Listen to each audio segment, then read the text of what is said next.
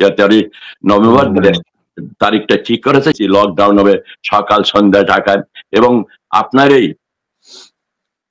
মিডিয়ার মাধ্যমে আমি বাংলাদেশের যারা আওয়ামী লীগের পছন্দ করেন, যারা আওয়ামী লীগের নেতা কর্মী আছেন, আমি বলবো না কেউ পালিয়ে গেছেন, যারা নাই তারা অনেকে আত্মগোপনে আছে, দেশে আছেন, দেশে বাইরে গিয়ে সবাই আত্মগোপনে আছে। কিন্তু আত্মগোপনে বাইরে কতজন আছে? বাইরে কিন্তু ইনসিগনিফিকেন্ট নাম্বার, যদিও তারা নেতৃত্বে আছে কিন্তু তাদের নাম্বারও খুব বড় নাম্বার না। সমস্ত কিছু কিন্তু বাংলাদেশে অবস্থান করছেন। তার ভেতর 141 জন বা 137 জন এমপি মন্ত্রী তারা জেলে আছেন, লাখ লাখ ছাত্র নেতা জেলের দৃষ্টিতে উপজাপন তারা জেলে আছে। এমন অবস্থা যারা আত্মগোপনে আছেন 16 মাস অনেক দিন, আর কতদিন থাকবেন আত্মগোপন? জেলে থাকার চাইতে মনে হয় আত্মগোপন থাকা আরো কঠিন কাজ। আমার নেতা বঙ্গবন্ধু শেখ মুজিব কিন্তু কোনোদিন আত্মগোপনে ছিলেন না। আমি বলবো না আপনাদের সবাইকে আত্মগোপন করে থাকা বঙ্গবন্ধুর মতো হওয়ার জন্য, কিন্তু তার দল আজকে যে অবস্থার ভেতরে যাচ্ছে এই মুহূর্তে, আমি সবার কাছে, হয়তো মনে করবেন আমি বিদেশে আছি, আমেরিকা আছি, আমি বড় বড় কথা বলছি, সেটা বলতেই পারেন, কিন্তু অবস্থার পরিপ্রেক্ষিতে ঢাকাতে যারা অবস্থান করছেন আত্মগোপনে আছেন, ছাত্রলীগ, যুবলীগ, স্বেচ্ছাসেবী, তাদের কাছে আমার বিনীত আহ্বান থাকবেন 13 তারিখে অবশ্যই আপনারা রাস্তায় বাইরে হবেন। কি হবে দেখলেন তো, 16 মাস তো অনেক কিছু হয়েছে, আমাদের অনেকে জীবন দিয়েছে, অনেকে জেলে আছে, আপনারা জেলে যাবেন, এর চাই তার বেশি কি হবে? যদি মাফ করে আপনারা মাফ করবেন, যদি মাফ করে আপনারা মাফ করবেন। কেন 5ই আগস্টের আগে তো আওয়ামী লীগ ছাড়া কোনো শব্দ ছিল না, রাস্তায় সবসময় দেখছি জনগণ ভবনে কোনো অনুষ্ঠান হতো, হাজারে হাজারে লোক দেখছি গেটের সামনে দাঁড়ায় থাকতো। আজ তারা কোথায়? ঢাকায় অবস্থান করছে। সবকিছু ভুলে গিয়ে আপনারা 13 তারিখে অবশ্যই অবশ্যই ঢাকার রাজপথে আপনারা বের হবেন, এটি আমার বিনীত আহ্বান থাকলো জননেত্রী শেখ হাসিনার পক্ষ থেকে, মাননীয় প্রধানমন্ত্রীর পক্ষ থেকে, বাংলাদেশ আওয়ামী লীগের পক্ষ থেকে। এই যে 13 তারিখে যে রায় হতে যাচ্ছে, আমি এক কথা বল, জননেত্রী শেখ হাসিনা মাননীয় প্রধানমন্ত্রী একটি হত্যাকাণ্ডের সাথে জড়িত নয়। উনি প্রধানমন্ত্রী ছিলেন, যেটা আমার লার্নেড ওই ব্যারিস্টার উনি বলেছেন, উনি রাষ্ট্র পরিচালনা করতেছিলেন, উনি গণভবনে ছিলেন, উনি একটি লোককেও হত্যা করে নাই। এর কোনো প্রমাণ গত 54 জন সাক্ষী দিয়েছে, বা এই যে কিছু অল্প দিনের আদালতে যে রায় দিতে চাচ্ছে, এটা সম্পূর্ণ এ নিয়ে আলোচনাই করা আমাদের সঠিক নয়। তার কারণ এটা তো কোনো ক্যাঙ্গারু কোর্ট যখন বলা হয় তখন আর তো কোনো ব্যাখ্যা দেওয়ার, রেফারেন্স দেওয়ার কোনো অবস্থান থাকে না। আমি যে কথা বলতে চাচ্ছি সাধারণ জনগণের কাছে বলতে চাচ্ছি, মাননীয় প্রধানমন্ত্রী তার পরিবারের সবাইকে এক রাত্রে একই সময় হারিয়েছে, সেই হলো জননেত্রী শেখের মাননীয় প্রধানমন্ত্রী। উনি কাউকে মারার আদেশ দিতে পারেন না, উনি সেই ব্যক্তি। অতএব তার বিরুদ্ধে হত্যার মামলা সম্পূর্ণভাবে একটা মিথ্যা মামলা। এই যুদ্ধাপরাধী, এই পাকিস্তানি এই প্রেতাত্মারা এটা করছে, এটা করবে, সেটাখানে আমার কথাটা নয়। আমার কথা হলো 16 মাস যথেষ্ট সময় হয়ে গেছে। এখন আমাদের একটি কথা, আমাদের সবাইকে ঘুরে দাঁড়াতে হবে, আমাদের দায়িত্ব আমাদের বুঝে নিতে হবে। সেই জন্যই 13 তারিখ আমরা ল্যান্ডমার্ক ঘোষণা করেছেন মাননীয় প্রধানমন্ত্রীর নির্দেশে। 13 তারিখ থেকে শুরু হবে সেই দেশকে ফিরিয়ে আনার জন্য। আসুন আমরা সেই জায়গায় সবাই, সেখানে আমাদের কোনো আমার মতো লোকেরও দরকার নাই, আমাদের এখানে বিজ্ঞ টাকারও দরকার নাই। আপনারা জনগণ, বাংলা যেটা জননেত্রী সেখানে সর্বশেষ ঘোষণা দিয়েছেন যে বাংলাদেশের জনগণকে সাথে নিয়ে আমি এদেশে আবার 5ই আগস্টের বাংলাদেশে প্রতিষ্ঠা করব। আসুন সেই ডাকে আমরা সবাই সাড়া দিয়ে আগামী 13ই নভেম্বর তার সূচনা করি। আমি আপনাদের সবার সুস্বাস্থ্য কামনা করছি, দীর্ঘায়ু কামনা করছি। যারা 5ই আগস্ট থেকে যারা মৃত্যুবরণ করেছেন, আমি তাদের আত্মার মাগফিরাত কামনা করছি, সহানুভূতি জানাচ্ছি। এবং আমরা যখন দেশে ফিরে যাবো ইনশাআল্লাহ, কিভাবে কাকে কখন হত্যা করা হয়েছে মাননীয় প্রধানমন্ত্রী সে কথা বলেছেন। উনি থাকাকালীন একটা কমিশন করেছিলেন, করতে দেয় নাই। অবশ্যই সে বিচার হবে, সে বিচার বাংলা মাটিতে কোনোদিন বাংলা মাটিতে সব বিচার হয় না, কিন্তু আমরা যেটা করতে চাইছি আমরা করছি। বঙ্গবন্ধু হত্যাকারীদের বিচার অনেকদিন পর, 40 বছর পরে হলেও আমরা করেছি। আমরা সেই আওয়ামী লীগে বিশ্বাসী, সেই বঙ্গবন্ধুর আওয়ামী লীগ আমরা করি।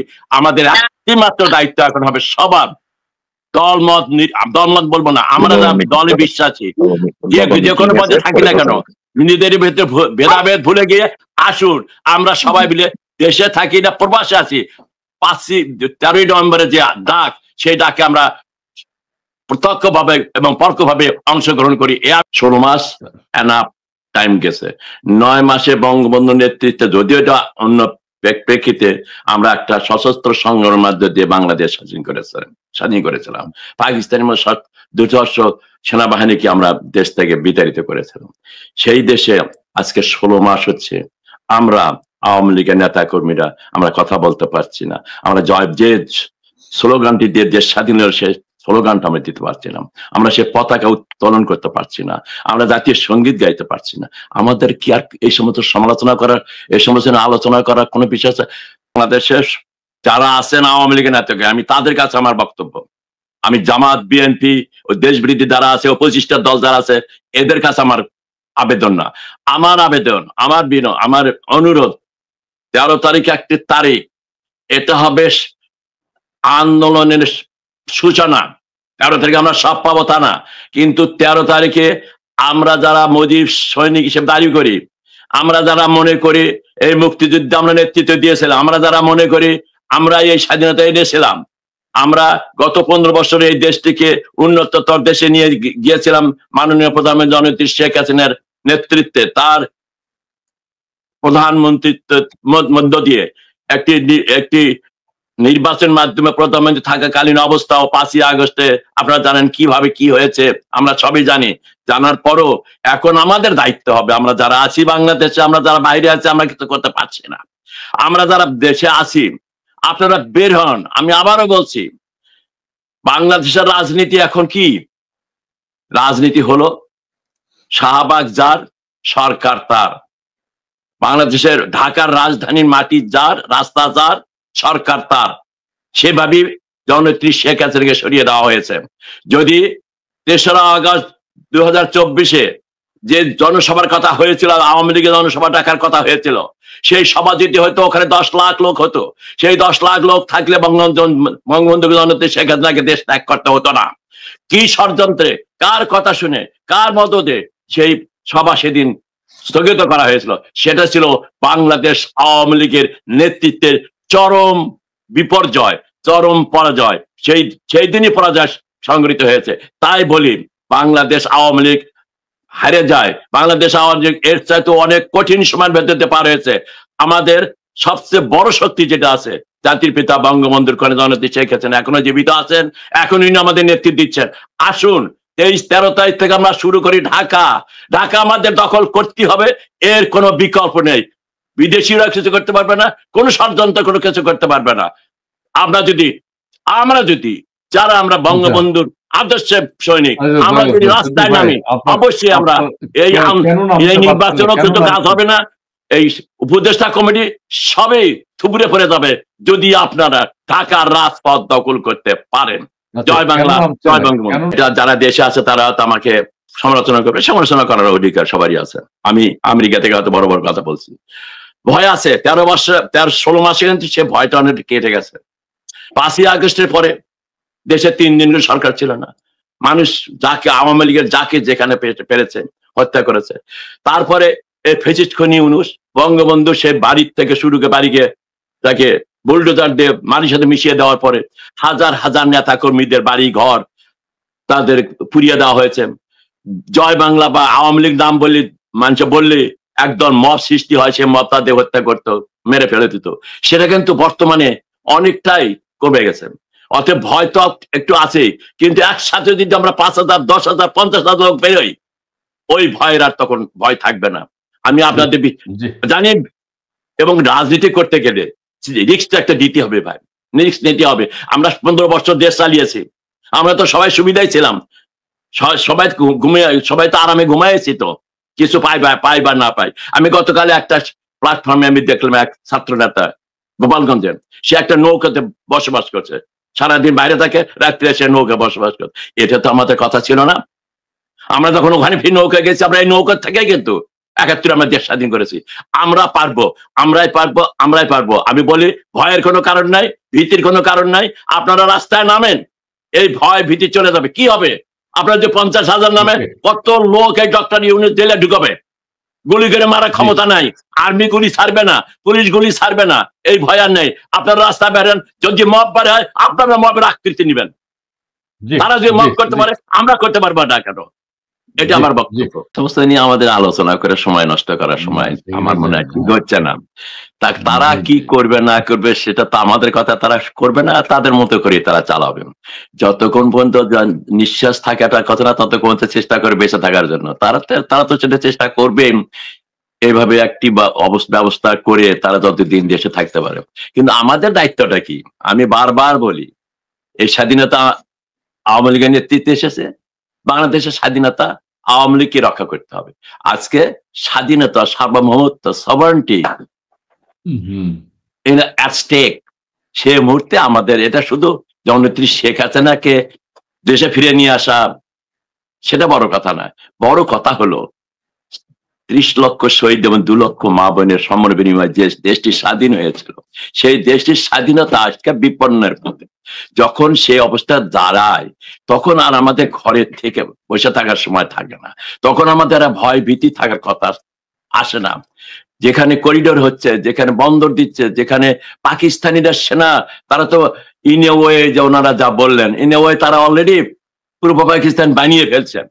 সেই মুহূর্তে তো আর আমরা ঘরে বসে থাকতে পারি না। তো ওই সমস্ত বিচারে না দিয়ে, আলোচনায় না দিয়ে 13 তারিখ থেকে শুরু হোক আমাদের আন্দোলন, যতক্ষণ না পর্যন্ত এই অবৈধ সরকার, এই জঙ্গিরা এবং পাকিস্তানি এবং অন্যান্য দেশের আদর্শপুষ্ট হয়ে পয়সা নিয়ে যারা এই কাজগুলো করে, তাদেরকে আমরা দেশ থেকে সরাতে না পারবো, ততক্ষণ পর্যন্ত আমাদের এই আন্দোলন 13 তারিখ থেকে যে শুরু হচ্ছে সে আন্দোলন অব্যাহত থাকবে। আমার বিশ্বাস আগামী ডিসেম্বরের ভেতরেই আমরা আমাদের বিজয়ের পথে আমরা উপনীত হব, যদি না আমার সেই 70-এর বিশ্বাসীরা, 70-এর স্বাধীনতা বিশ্বাসীরা রাস্তায় নামে। আমার মনে হয় না আমাকে ডিসেম্বর মাসেও যেতে হবে। এই হলো আমার বিশ্বাস। আসুন আমরা সবাই সেই 30 লক্ষ শহীদ এবং 2 লক্ষ মা বোনের ঋণ পরিশোধ করি। আমরা এই স্বাধীনতাকে আমরা বিপন্ন হতে দিতে পারি না। এরা এই দেশটা বাংলাদেশের নামটা পরিবর্তন করে আবার পূর্ব পাকিস্তান বানানোর যে পায় তারা করছে, এখান থেকে উদ্ধার করা পরিত্রাণের একটি মাত্র উপায়, ঢাকার শাহবাগ আমাদের দখল করতে হবে, ঢাকার রাজপথ আমাদের দখল করতে হবে। এর কোনো বিকল্প নাই। আসুন, আমার কাছে আবারও সবার কাছে বিনোদ অনুরোধ, সশস্ত্র সংগ্রামের মধ্যে এক ভাই বলে না, সশস্ত্র সংগ্রামে একবার করেছি, পাকিস্তানের বিরুদ্ধে সশস্ত্র সংগ্রাম করেছি, আর কার বিরুদ্ধে সশস্ত্র সংগ্রাম করবো? সশস্ত্র সংগ্রামী বিশ্বাসী আমি না। অহিংস পন্থায় আমরা আমাদের জনগণকে সাথে নিয়ে আমরা ঢাকার রাজপথ দখল করবো এবং বাংলাদেশের যে স্বাধীনতা সেটা আমরা উদ্ধার করব। এটাই হবে আমাদের কর্মসূচি এবং মাননীয় প্রধানমন্ত্রী জননেত্রী শেখ হাসিনার নির্দেশে অবশ্যই সেটা হবে সশস্ত্র না, অহিংস নিয়মতান্ত্রিক শান্তিপূর্ণ আন্দোলনের মধ্য দিয়ে এই ফ্যাসিস্ট, এই খুনি অবৈধ সরকারকে এবং তার সহযোগীদের আমরা বাংলাদেশের মাটিতে দেখিয়ে দেব যে বাংলাদেশের জনগণ কি করতে পারে আর না পারে। আবেদন জানিয়ে আমার বক্তব্য শেষ করছি। জয় বাংলা, জয় বঙ্গবন্ধু, জয় শেখ হাসিনা। আপনাদের তিনজনকে অনেক ধন্যবাদ। আপনাদের মন্তব্য সেটা হচ্ছে যে সুখরঞ্জন বালির ব্যাপারে একজন বলেছে, আমার মনে হয় এই জিনিসটা একেবারে পরিষ্কার করা উচিত। সুখরঞ্জন বালি দেলোয়ার হোসেন সাইদির মামলায় একজন রাষ্ট্রপক্ষের সাক্ষী ছিলেন এবং সেই সাক্ষী ফেব্রুয়ারি মাসের 1 তারিখে, সে যেহেতু উইকেন্ড সামনে এসে গেছে, ওনার সাক্ষীর জন্য উনি সেফ হোমে ছিলেন এবং উনি সেখান থেকে উধাও হয়ে যান এবং উনি ওনার মেয়ের বাসায় যাওয়ার জন্য, মেয়েকে দেখার জন্য খুব আকুতি মিনতি করেই সেদিন বৃহস্পতিবার বিকেলে গেলেন, কিন্তু রোববারে যেহেতু ওনার ফিরে আসার কথা, উনি সেই রোববারে আর ফিরে না আসার কারণে আমাদের সোর্সেস আর ওনার খোঁজ খবর পাননি। তারপরে দীর্ঘ অনেক মাস পরে অক্টোবর মাসের 5 তারিখে আপনি দেখেন প্রসিকিউশনের সরকারের উইটনেস পাওয়া গেল তাজুল ইসলামের গাড়িতে। সেটা দুটা প্রেক্ষিত আছে। একটা হলো এই প্রতিষ্ঠনীয় নিয়েছে এই অবৈধ ইউনুস, এই অবৈধ তাজুল যারা এই কাজটি করছে, যে অ্যাটর্নি জেনারেল অবৈধ লোকটিকে দেখেই মনে হয় বোধহয় এই লোকটি HIV হয়েছে, তার চেহারাটা আমার কাছে HIV রুগীদের মতো মনে হয়। এই লোকটা কি বললো না বললো সেটারও কোনো মূল্য আমি দিতে চাই না। তবে আমাদের দল হিসেবে যা দায়িত্ব আমরা সেই কাজটি করছি। আমাদের দলের কেন্দ্রীয় কমিটির সিদ্ধান্তে আগামী 13 তারিখে ঢাকা হবে আমি জানি লকডাউন শব্দটা হয়তো সেই কঠিন সময়ের কথা মনে করে হয়তো করা হয়েছে, সবচেয়ে সারা বিশ্বে যে সময়টি কঠিন সময়ের মধ্যে দিয়ে পার হয়েছিল, আমরা তো সেরকম কঠিন সময়ের মধ্যে দিয়ে যাচ্ছি, সেই জন্য নামটা দেওয়া হয়েছে লকডাউন, যেটা করোনার সময় বাংলাদেশে প্রায় যতক্ষণ পর্যন্ত আমরা সেই মুক্তি পেতে ততক্ষণ পর্যন্ত জননেত্রী শেখ হাসিনা এটা ঘোষণা করেছিলাম, সেটাকে আমার মনে হয় ফলো করে আমরা এই নামটা দিয়েছি।